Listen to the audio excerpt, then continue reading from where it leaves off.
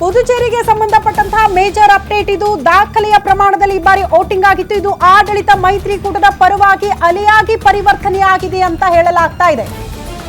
NRC ಮತ್ತು BJP ನಡುವಿನ seat ಹಂಚಿಕೆಯ ಒಪ್ಪಂದ ಕೂಡ ವರ್ಕೌಟ್ ಆಗ್ತಾ ಇದೆ. ಶಿಕ್ಷಣ, ಆರೋಗ್ಯ, ಮಹಿಳೆಯರ ಕಲ್ಯಾಣ ಯೋಜನೆಗಳ ಅನುಷ್ಠಾನದ ವಿಚಾರಗಳು ವರ್ಕೌಟ್ ಆಗಿದೆ. ಕಾಂಗ್ರೆಸ್ ಮತ್ತು ಡಿಎಂಕೆ ನಡುವಿನ ಸಮನ್ವಯದ ಕೊರತೆ ಬಿಜೆಪಿ ಮೈತ್ರಿಕೂಟಕ್ಕೆ ಲಾಭ ತಂದಿದೆ ಅನ್ನೋದು ಗಮನಿಸಬೇಕಾಗಿರುವಂತಹ ವಿಚಾರ. ಸಮುದ್ರ ಕಿನಾರೆ ಪುದುಚೇರಿಯಲ್ಲಿ ಎನ್ಡಿಎ ಕಮಾಲ್ ಮಾಡಿದ ಹೇಗೆ ಅನ್ನುವಂತಹ ಪ್ರಶ್ನೆಗೆ ಸಿಎಂ ರಂಗಸ್ವಾಮಿ ಜನಪ್ರಿಯತೆ ಮತ್ತು ಜನಸಾಮಾನ್ಯರ ನಾಯಕ ಅನ್ನೋದನ್ನ ಬಿಂಬಿಸಲಾಯಿತು. ಹಂಗೆ ಕೆಲಸಗಳಾಗಿದೆ ಅಲ್ಲಿ ಅಂತ. ಕೇಂದ್ರ ಮತ್ತು ರಾಜ್ಯದ ಸಮನ್ವಯತೆ ಮತದಾರನ ಸೆಳೆದಿದೆ ಅಂತ. ಈ ಬಾರಿ ದಾಖಲೆಯ 91.23% ಮತದಾನ ಆಗಿದೆ ಅನ್ನೋದು, ಅದಕ್ಕೆ ಎನ್ಡಿಎಗೆ ವರದಾನ ಆಗಿದೆ ಅನ್ನೋದು ಗಮನಿಸಬೇಕಾಗಿರುವಂತಹ ವಿಚಾರ. ಅಲ್ಲಿ ಬಿಜೆಪಿ ಅನ್ನೋದಕ್ಕಿಂತ ಹೆಚ್ಚಾಗಿ ರಂಗಸ್ವಾಮಿ ಅವರ ವರ್ಚಸ್ಸು ಅಲ್ಲಿ ವರ್ಕೌಟ್ ಆಗಿದೆ. ಪುದುಚೇರಿ ಲಾಸ್ಟ್ ಟೈಮ್ ಸಿಎಂ ಆಗಿದ್ರೆ ಈಗಲೂ ಅವರೇ ಕಂಟಿನ್ಯೂ ಆಗೋ ಥರ ಇದೆ. ಈಗ ಗೆಲುವು ನೋಡ್ತಾ ಇದ್ರೆ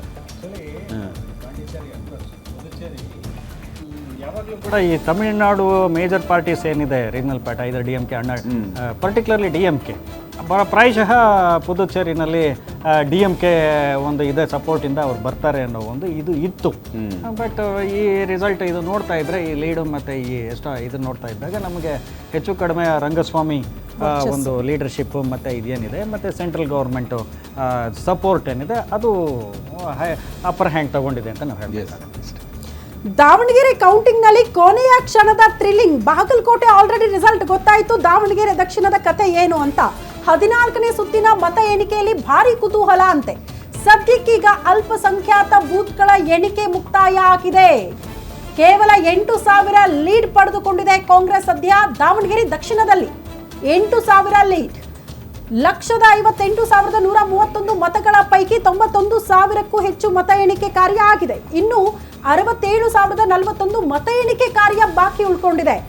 ಈ ಓಟ್ಗಳು ಯಾವ ಕಡೆಗೆ ಅನ್ನೋದು ಕುತೂಹಲ. ಎಸ್ಡಿಪಿಗೆ 15,000 ಓಟ್ ಬಂದಿದೆ. 15,000 this is rather very just 3-4,000 ಅಂತ ಒಂದು ರೀತಿಯಲ್ಲಿ ಈಗ ಆಕ್ಚುಲ್ ಆಗಿ ನೆಕ್ ಟು ನೆಕ್ ಅಂತ ಹೇಳ್ಬೇಕು. ಈಗ ಈ 2020 match last 5 hours mandatory overs ಈಗ ಶುರುವಾಗಿದೆ ಅಂತ ಹೇಳ್ಬೇಕಾಗುತ್ತೆ. ಯಾಕೆಂತ ಹೇಳಿದ್ರೆ 67,000 ಬಾಕಿ ಇದೆ.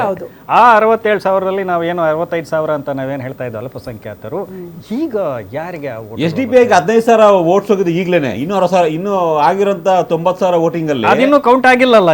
ಅದಿನ್ನೂ ಅದರಲ್ಲಿ ಎಷ್ಟು ಬರುತ್ತೆ ನೋಡ್ಬೇಕಲ್ಲ. ಈಗ ಕೌಂಟ್ ಆಗುವಂತಹ ಓಟುಗಳಲ್ಲಿ ಕೌಂಟ್ ಆಗುವಂತಹ ಓಟುಗಳು ಯಾರನ್ನು ಬಲಿ ತೆಗೆದುಕೊಳ್ಳುತ್ತೆ, ಯಾರಿಗೆ ಸೋಲಿಗೆ ಕಾರಣ ಆಗುತ್ತೆ ಅನ್ನೋದನ್ನು ನಾವು ಅಂದ್ರೆ ಒಂದ್ಸಲಿ ವೆಸ್ಟ್ ಬೆಂಗಾಳಲ್ಲಿ ಮುಸ್ಲಿಂ ಮತಗಳು ಬಿಜೆಪಿಗೆ ಹೋಗಿದ್ದಾವೆ ಅನ್ನೋ ಒಂದು ಚರ್ಚೆ. ದಾವಣಗೆರೆಯಲ್ಲಿ ಮುಸ್ಲಿಂ ವೋಟರ್ಸ್ ಕಾಂಗ್ರೆಸ್ ವಿರುದ್ಧವಾಗಿದ್ದಾರೆ ಅಂದ್ರೆ ಒಂದು ಪ್ರಮಾಣ ಪೂರ್ತಿ ಅಂತಲ್ಲ. ಒಂದು ನಿಮಿಷ, ಈ ವಿಚಾರದಲ್ಲಿ ನಾವು ಕೂಡ ಎಲ್ಲ ಲೆಕ್ಕ ಮಾಡಿದ್ದೀವಿ. ಎಲ್ಲ ಲೆಕ್ಕ ಮಾಡಿದಂಥ ಸಂದರ್ಭದಲ್ಲಿ 20% ವೋಟ್ ಕಡಿಮೆ ಆಗಿದೆ ಅಂತೇಳಿ ನಮ್ಮ ಪಕ್ಷದಲ್ಲೂ ಕೂಡ ನಾವು ಚರ್ಚೆ ಮಾಡ್ಕೊಂಡಿದ್ದೀವಿ. ನೀವು ಏನೇ ಮಾಡಿದ್ರು ಗೆಲುವನ್ನ ನಮಗೆ ಕೈಯಿಂದ ಕಿತ್ಕೊಳ್ಳೋದಕ್ಕಾಗಲ್ಲ. 100% ವೋಟ್ ಲೀಡಿಂಗ್ ಕಡಿಮೆ ಆಗ್ಬೋದು. ಈಗ ಶಾಮೀರ್ ಶಿವಶಂಕರಪ್ಪ ಸಾಹೇಬರು ತಗೊಂಡಂಥ ಮತಗಳು ಅಥವಾ ಸಮರ್ಥ ಅವ್ರು ತಗೊಳ್ತಾ ಇರತಕ್ಕಂಥದ್ದಕ್ಕೆ ಡಿಫ್ರೆಂಟ್ ಆಗ್ಬೋದು, ನಾನೇನು ಇಲ್ಲ ಅಂತ ಹೇಳಲ್ಲ. ಅದನ್ನು ಚರ್ಚೆ ಮಾಡೇನೆ. ಮತ್ತು ಯಾರ್ಯಾರು ಪಕ್ಷಕ್ಕೆ ಹೋಗಿ ಕೆಲಸ ಮಾಡಲಿಲ್ಲ ಅಂಥವ್ರ ಮೇಲೆಲ್ಲ ಪಕ್ಷ AICC ಅವರೇ, ಹೈಕಮಾಂಡ್ ಅವರೇ ಕ್ರಮ ತಗೊಂಡಿರ್ತಕ್ಕಂಥದ್ದು. ಸೊ ಇನ್ನು ನೀವು ಏನು ಮಾಡಿದ್ರು ನಮ್ಮ ಅವಶ್ಯಕತೆ ಇಲ್ಲ. ನಮಗೆ ನೀವು ಪಕ್ಷಕ್ಕೋಸ್ಕರ ಕೆಲಸ ಮಾಡಿ, ಸೋಲು ಗೆಲುವು ಸೆಕೆಂಡ್ರಿ. ಇವತ್ತು ನೀವು ಯಾವ ಕಷ್ಟ ಕಾಲದಲ್ಲಿರ್ತಕ್ಕಂಥ ಸಂದರ್ಭದಲ್ಲಿ ಅದರಲ್ಲೂ ನಮ್ಮ ಮತಗಳು ಕೈ ಬಿಡೋದಕ್ಕೆ ನೀವು ಕಾರಣ ಆಗಿದ್ದೀರಿ ಅನ್ನೋದನ್ನೇ. ಈಗ ಚುನಾವಣೆಯಲ್ಲಿ ಗೆಲ್ಲೋದು ಸೋಲೋದು ಬೇರೆ, ಬಟ್ ಒಬ್ಬ ಪಕ್ಷದ ಜವಾಬ್ದಾರಿ ಸ್ಥಾನಗಳು ತಗೊಂಡು ನೀವು ಜವಾಬ್ದಾರಿ ಸರ್ಕಾರದಲ್ಲಿ ಇದ್ಕೊಂಡು ನೀವೆಲ್ಲ ಮಾಡಲಿಲ್ಲ ಅನ್ನೋದನ್ನೇ AICC ಅವರು ಗಮನ ಹರಿಸಿರ್ತಕ್ಕಂಥದ್ದು.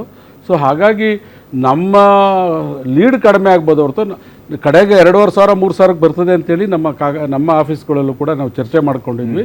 ಇದು ಅಲ್ಲಿಗೆ ಬರ್ಬೋದು ಬಿಟ್ಟರೆ ಬೇರೆ ಏನಾಗಲ್ಲ. ಮುಸ್ಲಿಮರನ್ನ ಕಾಂಗ್ರೆಸ್ ಟೇಕನ್ ಫಾರ್ ಗ್ರಾಂಟೆಡ್ ತರ ತಗೊಂಡಿದೆ. ಹೌದೌದು, ನೀವು ಬಹಳ ಅಲ್ಲ ಸ್ವಾಮಿ, ತಗೊಂಡಿಲ್ಲ ಬಿಡಿ. ಅಲ್ಲ ಒಂದ್ ನಿಮಿಷ ಕೇಳಿ, ತಗೊಂಡಿಲ್ಲ ಬಿಜೆಪಿ ಕೇಳ್ರಿ. ಗ್ರಾಂಟೆಡ್ ಅಂತ ಮಾತಾಡ್ತಿರಲ್ಲ. ಈ ರಾಜ್ಯದ ಇತಿಹಾಸದಲ್ಲಿ